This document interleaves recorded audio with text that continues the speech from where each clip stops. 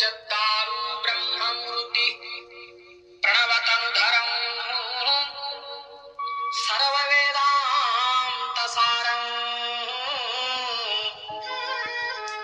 भक्तानां कल्पवृक्षं भवजलतरणिः सर्वतत्त्वानुतत्त्वम्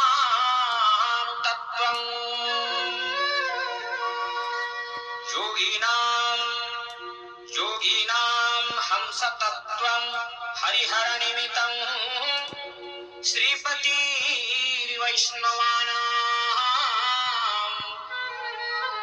शैवानां भैरवाक्ष्यं पशुपतिरिति चासाद्यतत्त्वो च शक्तिः बौद्धानां बुद्धरूपं वृषभजतिवरं जैनसिद्धान्तसारम्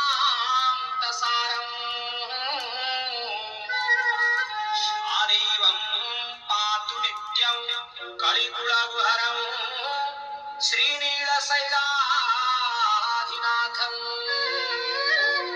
कृष्णाय वासुदेवाय देवकीनन्दनाय च नन्दगोपकुमाराय गोविन्दाय नमो नमः।